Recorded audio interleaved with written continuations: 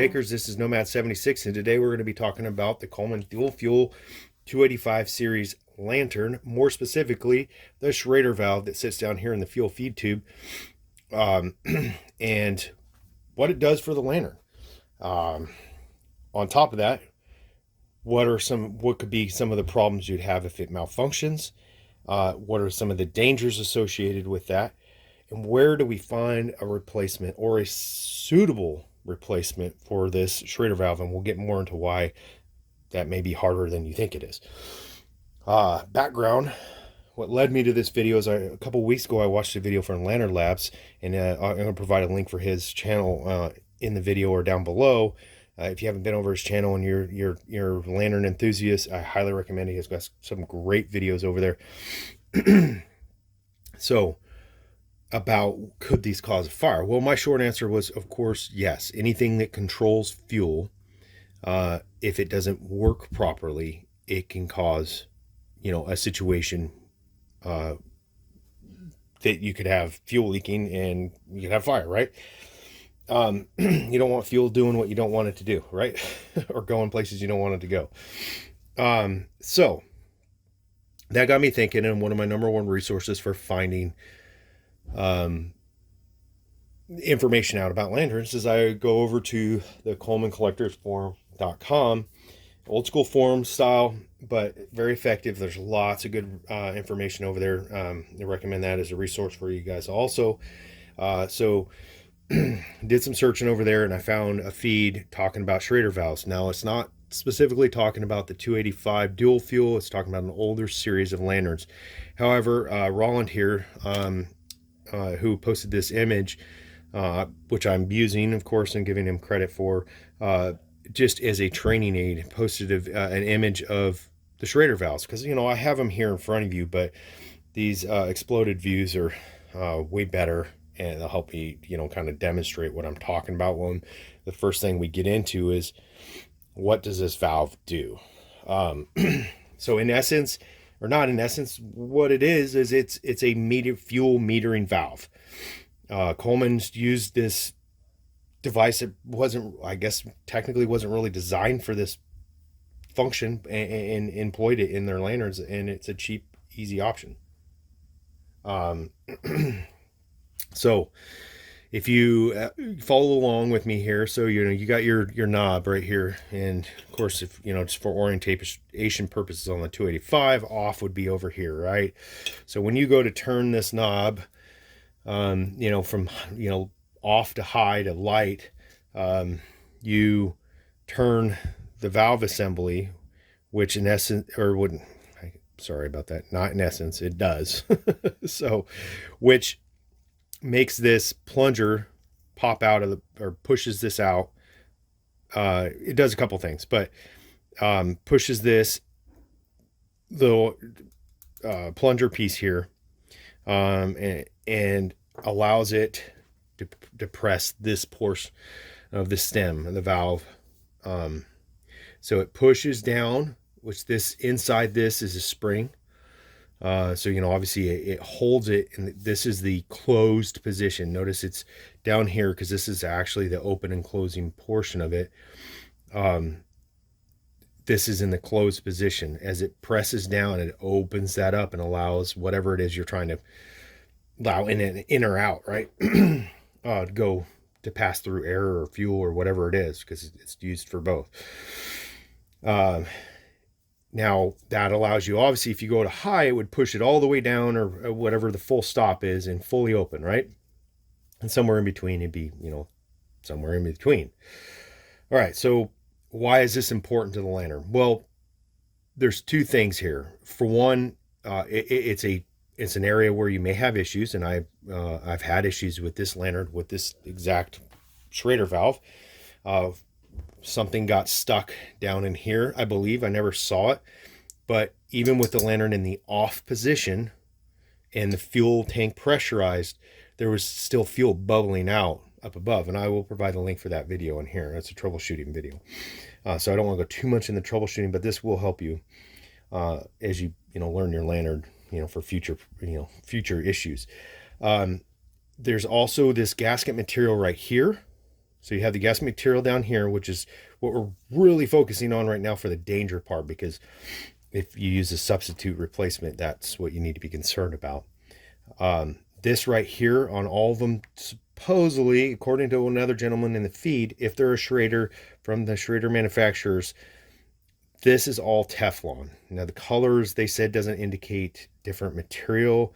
I thought maybe it might indicate size, but that doesn't appear to be the case either. But you know, I guess the jury's out on that. So, but a key thing is the seal down here. This seal material seals it in here. You could, if this was damaged or maybe not tightened down all the way, or the wrong diameter, too much so, I'm sure there's some room for a little bit of, you know, we're talking tens of thousands of inches here. So there's probably some, this is not a highly precision piece of equipment, but don't. So this seal material down here should be Viton, if I'm saying that correctly, which is a synthetic rubber material designed for fuels. You know, it's fuel resistant, so on and so forth.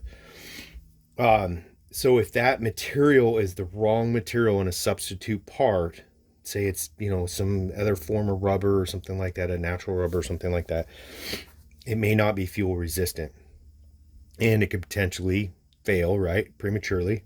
Probably last a little while, and then you could, you know, pressurize your tank, turn your thing off, set it somewhere, have fuel leaking all over the place. So yes, you're creating the potential of a fire danger, right? So now we're going to get to the next point. Now that I've discussed materials, the diameter of the body. So we're going to talk about two different measurements here. The overall length, which I've got over here for the ones I have to demonstrate, and we'll go over those in a second, and the diameter of the body. Like I previously said, you may have some room for some air there, I guess, the best way to put it, in the body diameter. However, the length, if it's too short, if you think about that, when you go full on, it may not depress it all the way, and you're just going to get less performance out of your lantern, less fuel, meaning less light. So if it's too long, though, it's probably your more thing to be concerned about for safety, because when you assemble it, it might automatically be depressing on this, and then it's just never gonna, either you're gonna have, you won't be able to build pressure, or you'll have a constant leak off of, you know, fuel, which, hey, if it's on, it's just gonna be lit and you're like, oh, whatever. But then when you go turn it off, it's not gonna turn off. You just have to let it burn out. So that's, you know, like I said, that's not what you want to happen. There's you know, the abnormal, you know, conditions outside of what the thing's designed for. There may be, and like I said, I'm not an engineer on this, but there may be the potential for, if it was too long, if it didn't depress when you reassemble it, maybe you would get too much flow and it would operate outside of its design specifications. It may work fine, I don't know. But I just, those are things I would be concerned about if you're using an aftermarket part. So why would you want to use an aftermarket part, or why? Well, the problem is, at least currently, is you can find on ereplacementparts.com this part, which is the fuel feed tube, and I will provide here in the video a link, or the Coleman breakdown diagram, parts breakdown diagram that gives you the actual Coleman part number for this, which includes the Schrader valve. So that valve, this is, according to their website, is discontinued and no longer available. They also have the complete assembly, which includes the fuel feed and this part all together, you know, with the Schrader valve, is one whole assembly. Excuse me. It is also discontinued and no longer available. Did some, you know, some quick searching elsewhere, and I couldn't find anywhere else that had it either. So go back to the Coleman collectors forum, and that's why they were discussing using these different automotive types. Like on theirs, they had to do some modifications to the head. They're getting really, into this. Um, for some reason for their application. This one comes with that expanded head there. There shouldn't be any issues. You shouldn't have to modify that. So, sorry, these just won't hold still. Top one, the Coleman one, right? Got my diameter there, if you can see it, and the length. So the second one down, one with the purple band, is a AC Delco GM fuel injection rail Schrader valve. Got off Amazon, I think for like $5 or $6. I bought it mainly for this demonstration, just to see what I, do some measurements, to do some testing. The one down below is a common automotive valve stem one for your tires that I have a little kit of, that I have those in, a couple of those in there. So if you notice the diameters, this one's probably the closest in diameter and length. However, there is no guarantee that the gasket material down there is. There's some consensus online that they all use Vitol or a fuel resistant thing because these have multiple applications. But I don't know for sure. So do I take that risk? I don't know. So I'm going to provide, like I said, I'll provide the parts diagram. I'm also going to provide in there the E replacement parts, like screenshots of the fact it shows that are discontinued, those parts. Now, you may be able to find these on Amazon, or excuse me, not Amazon, but eBay, like used. But, once again, now you're putting used parts in something like this. I don't think I would want to do used if I didn't have a choice, because like I said, there's a spring in there, there's seals. The seals might be dry rotted, the spring might be weak or broke. The part it's not, I'm not sure even what Coleman uses it for. It's really designed for, if you think about it, on like a valve stem on a tire, because that doesn't hardly ever get actioned. So I don't know. Not the craziest about the design or the use of this part in here, but it works. So,